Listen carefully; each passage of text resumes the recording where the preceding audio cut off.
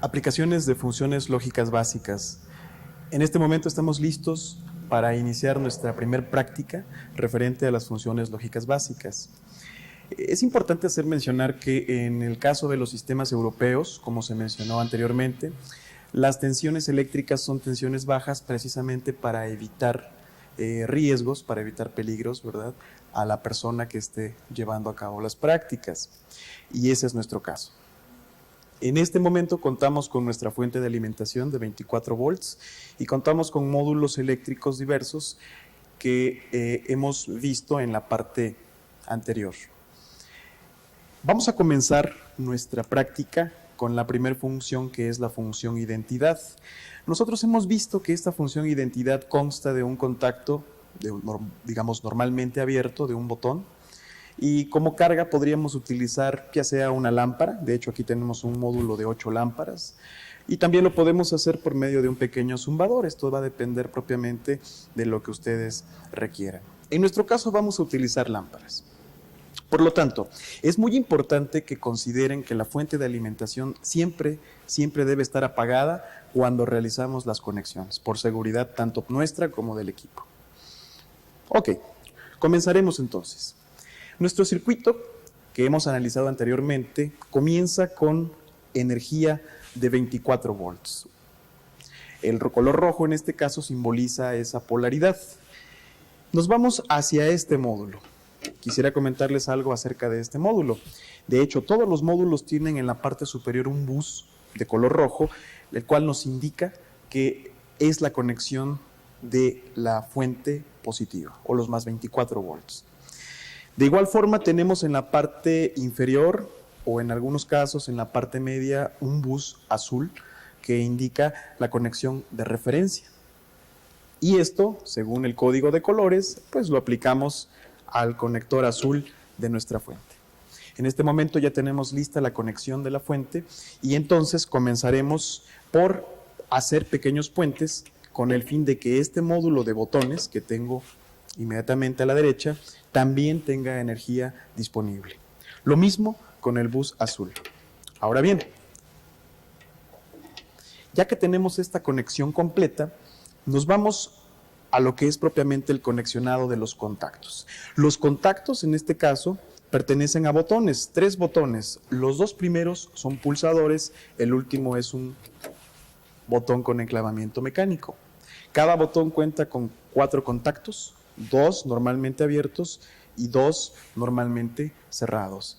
Inclusive, también en el mismo botón contamos con un indicador luminoso. Depende de lo que queramos utilizar. Ahora bien, comenzamos nuestra conexión. En este caso, el circuito nos menciona que debemos de conectar del positivo de la fuente hacia un contacto normalmente abierto. La salida de ese contacto normalmente abierto debe conectar al elemento de carga. En este caso, escogeremos una lámpara incandescente, digamos de este módulo, y de esta manera establecemos la conexión. La salida del contacto normalmente abierto, por ejemplo, a la lámpara número 2. Observemos que en esta conexión yo puedo decidir si conecto ya sea en el conector negro superior o inferior, que es el potencial positivo de la lámpara. ¿Por qué? Porque el hecho de haber conectado este cable azul ya en esta parte inferior nos garantiza que todas las 8 lámparas ya tienen ese nivel de referencia de tensión. De tal suerte que basta con un solo cable hacia la lámpara y ya la conexión propiamente ya está dada por haber conectado el cable de referencia a azul. Estamos listos entonces para probar esta primera función lógica identidad. Activamos nuestra fuente y probamos el circuito. Tal y como se simuló en el software, podemos entonces ahora visualizarlo de manera real. La función identidad dice, si el botón no se pulsa, la lámpara no se enciende. Si el botón sí se pulsa, la lámpara se enciende.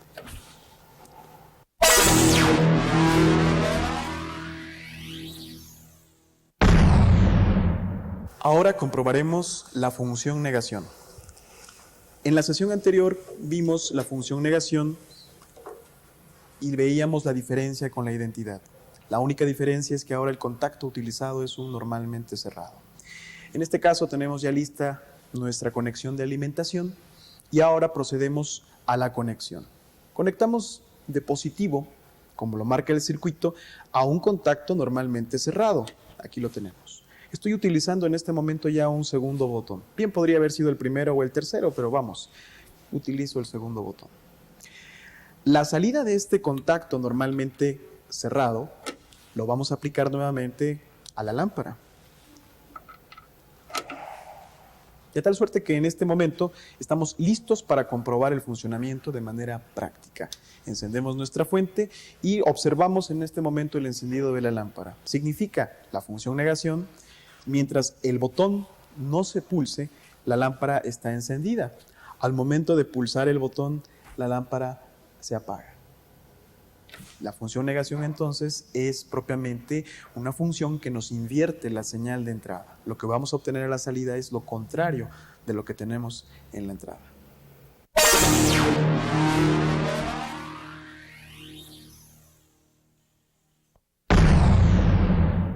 Ahora necesitamos dos botones para hacer esta práctica.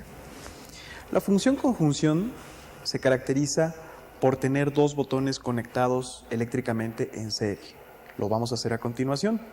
Según el circuito mostrado en la parte anterior, tenemos que de la señal positiva alimentamos nuestro primer botón, la salida de este contacto normalmente abierto conectará a otro contacto normalmente abierto, pero del segundo botón. A esto le llamamos una conexión serie.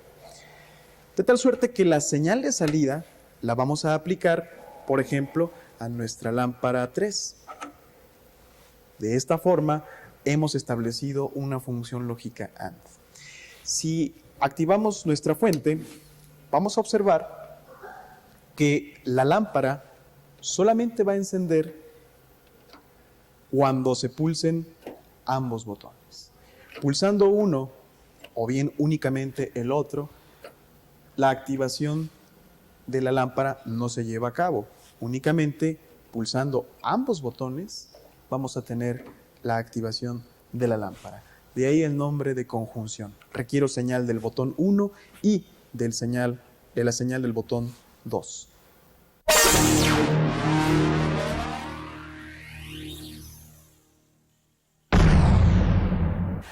La función disyunción, la cuarta función lógica, también conocida como función lógica O. Esta se caracteriza ahora por tener contactos conectados en paralelo. En nuestro caso también lo vamos a probar con dos botones, pero ahora la conexión va a ser una conexión eléctrica en paralelo. En nuestro caso apagamos la fuente inicialmente para hacer la conexión y entonces positivo a el primer contacto normalmente abierto, la salida de este primer contacto a la lámpara que escojamos. En este caso escogeremos la lámpara número 2. Ahora, de positivo también alimentaremos a nuestro segundo contacto. ¿Sí? Pero la salida de este segundo contacto también se conectará a nuestra lámpara. De tal suerte que en este momento podemos probar nuestra función lógica O. ¿Cómo funciona? Según la tabla de verdad que observamos en la parte teórica, si pulsamos un botón, solo uno, la lámpara enciende. Si pulsamos el segundo botón, también la lámpara enciende. ¿Qué sucederá si pulsamos ambos botones? Como lo vimos en la tabla de verdad, ambos botones hacen que la lámpara también se encienda. La función lógica O entonces recibe este nombre porque con cualquiera de las dos señales que llegue o inclusive ambas al mismo tiempo vamos a tener una señal de salida, en este caso reflejada por la activación de las lámparas. Y estas son las 4 funciones lógicas básicas. Con esto nosotros dentro de la técnica de automatización, no solamente en la parte neumática, no solamente en la parte eléctrica, también en la parte electrónica o de programación, podemos aplicar estas 4 funciones lógicas básicas, que propiamente son la base de lo que es el diseño de sistemas de automatización.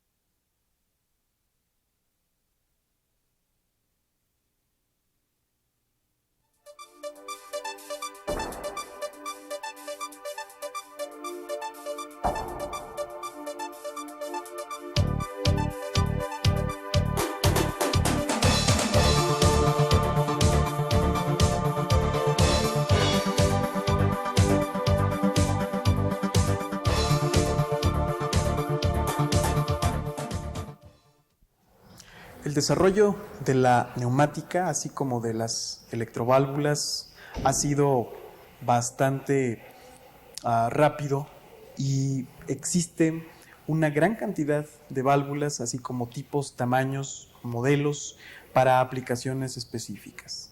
Podemos encontrarnos en la industria con distintas marcas, distintas aplicaciones y sobre todo una gran cantidad de elementos nuevos que van evolucionando.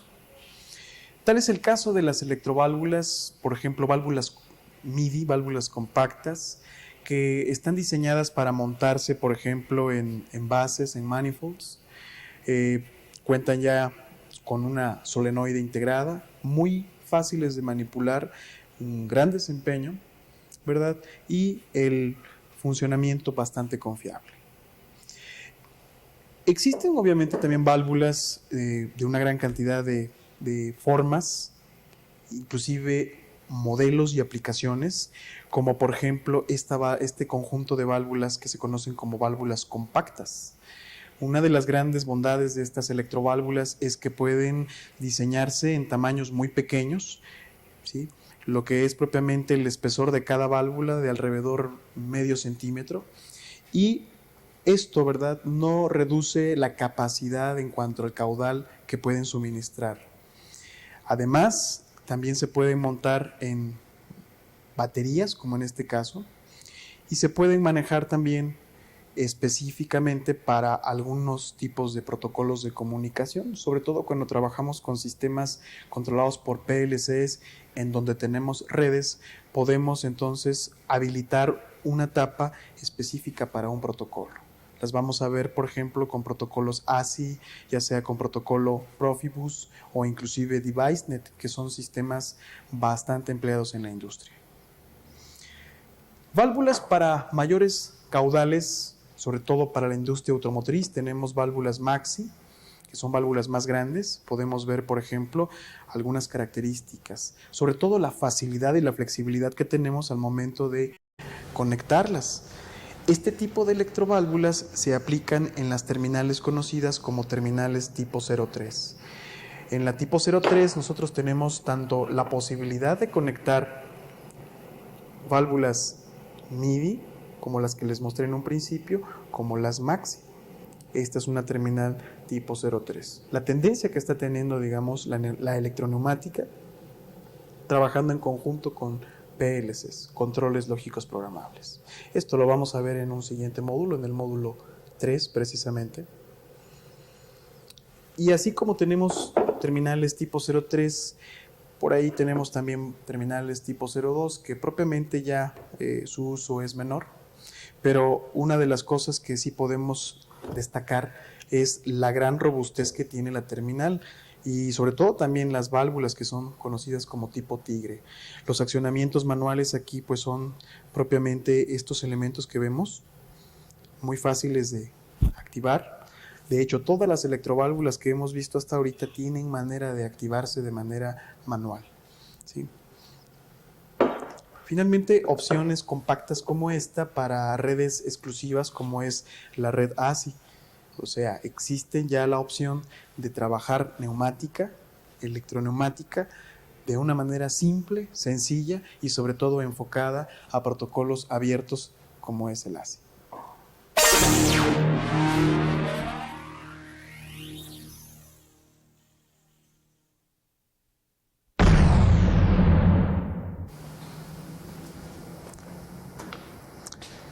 La aplicación de la electroneumática se puede ver actualmente desde la industria automotriz hasta la industria química, farmacéutica. En este caso, una aplicación típica de la electroneumática específicamente para controlar un proceso continuo dentro de un sistema automatizado cuyo flujo de material se lleva a cabo por bandas transportadoras. Aquí podemos ver, por ejemplo, las electroválvulas en un concepto como el que comentábamos anteriormente, con conexión a un bus de campo, un sistema ASI, por ejemplo. Esta aplicación es típica para estos sistemas de transfer. Las electroválvulas en este caso son electroválvulas que controlan a los actuadores que nos sirven para detener los portaobjetos o para darles seguimiento y continuar con el proceso productivo. Esto es muy interesante. Esta parte de conexión con redes se puede ver en un momento dado una vez que nosotros hemos abordado la parte de PLCs. La electroneumática actualmente se ha aplicado mucho y finalmente se ha desarrollado tanto que ahora podemos obtener también posicionamientos por medio de neumática de manera bastante precisa. Hablamos del concepto de las servoválvulas y propiamente de la servoneumática. Los invitamos pues a que nos adentremos al interesante mundo de la electroneumática, en lo que es propiamente el diseño, las características y las posibles aplicaciones que vamos a encontrarnos en la industria.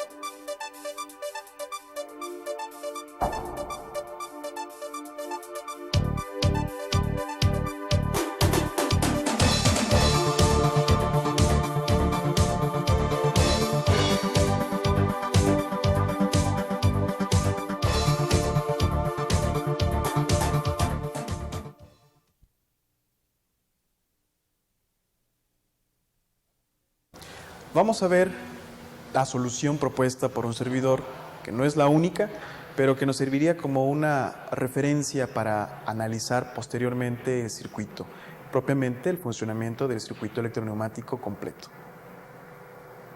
Comenzaremos con la parte neumática o la parte de potencia. En este circuito podemos observar el uso, la aplicación de dos actuadores neumáticos de doble efecto con amortiguamiento. Cada actuador con sus respectivos sensores de final de carrera, identificado como actuador A, actuador B, y hemos dispuesto también reguladores de caudal. En la práctica, los reguladores de caudal nos servirían para ajustar una velocidad adecuada de movimiento de estos actuadores. También consideramos en ambos casos utilización de electroválvulas 5 vías 2 posiciones de impulsos o de memoria, con su respectiva alimentación de presión. En cuanto al diseño del circuito eléctrico, hemos considerado el botón de inicio como un botón con contacto normalmente abierto y hemos conectado, en este caso, la bobina de un relevador K1. De hecho, si ustedes observan a detalle, el circuito está dividido en las dos secciones que hemos manejado a lo largo de este módulo. Lo que es la sección de control, que es del relevador K1 hasta el relevador K6, y la sección de operación, en este caso, representada por la activación de las solenoides, la activación eléctrica. Estamos considerando también sensores de proximidad para sensor A0, A1 y B1. Para el sensor B0 hemos considerado un interruptor de límite de carrera, el cual, como SA0, se encuentran indicados con una flecha. Esto nos está poniendo en evidencia que los sensores inicialmente, en su condición de reposo, se encuentran activados. Y aquí lo podemos constatar, SA0 y SB0 están inicialmente activados. En este caso también cabe mencionar que en el circuito tuvimos la necesidad de implementar una memoria o un circuito de enclavamiento para permitir el cambio propiamente de funcionamiento del actuador B. Por esta razón, utilizamos un contacto normalmente abierto de K2 que suministra energía a Y1 y a través de la señal de K4, que es propiamente la señal del sensor A1, mandamos el avance del actuador B. Al momento en que el sensor B1, cuya señal se refleja en la bobina de K6 y en consecuencia en los contactos de K6, lo que hacen es desenclavar esta memoria de tal suerte que el contacto se vuelve a cerrar, normalmente cerrado vuelve a cerrarse y entonces nos mandaría inmediatamente energía a la solenoide Y4, la cual nos mandaría el regreso de B. En este momento, cuando B regresa, el sensor B0 se activa y este sensor B0 propiamente manda la señal a la bobina de K5. K5 es un contacto normalmente abierto aquí, que al momento de cerrarse nos manda la energía a Y2. Y2, al momento de cambiar, regresa al actuador a condición de reposo y finalmente todos los elementos regresan a la condición de reposo. Algo muy similar a lo que explicamos con el simulador, ¿verdad? Aquí, bueno, ya lo tenemos propiamente listo para conectar.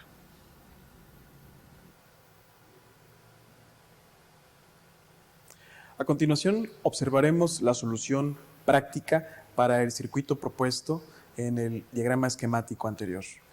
En el tablero didáctico observaremos ya el circuito debidamente conectado, la parte neumática correspondiente, el actuador de doble efecto, las válvulas reguladoras de caudal y la electroválvula de 5 vías, 2 posiciones de memoria, debidamente conectados. Asimismo, para el actuador B, tenemos nuestro sistema neumático. En lo que se refiere a la parte eléctrica, observamos los módulos de botón y de relevadores y algunos módulos auxiliares que tenemos para hacer la conexión de los sensores. A propósito de estos, los sensores se encuentran colocados en los extremos de los finales de carrera tanto del actuador A como del actuador B. Es importante hacer notar que los sensores se han ajustado de tal manera que no existen el riesgo de dañar a estos. De hecho, lo que vamos a hacer a continuación es abrir la válvula, la que nos alimenta la presión del sistema, y de manera manual vamos a actuar a los elementos con el fin de comprobar que los sensores en un momento dado están ajustados de manera adecuada. Procedemos con el avance del actuador A. Veamos, no pasa nada, los sensores están ajustados de manera adecuada. Lo mismo podríamos hacer para el caso del actuador B. Podemos hacer que avance. Y aquí podemos hacer una observación.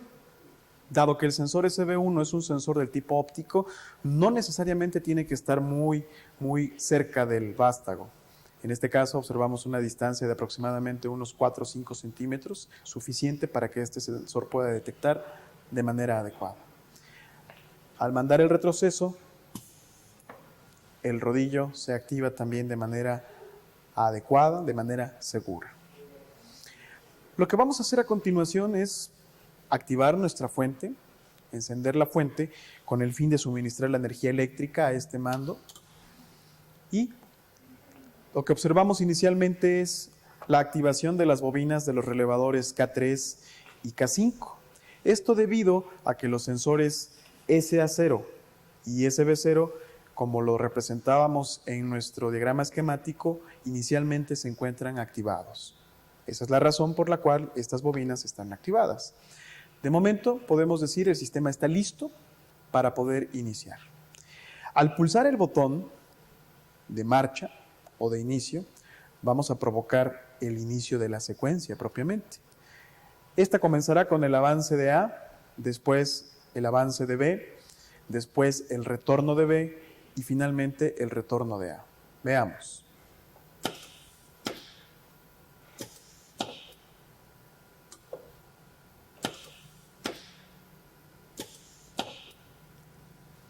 El actuador A está haciendo la función de sujetar a la pieza, alimentarla y sujetarla, mientras que el actuador B está haciendo la función de estampado propiamente. De tal suerte que cuando el actuador A alimenta la pieza, la sujeta, el actuador B la estampa, regresa inmediatamente y ya que regresó, el actuador A retorna a la posición de reposo. Y así termina la secuencia.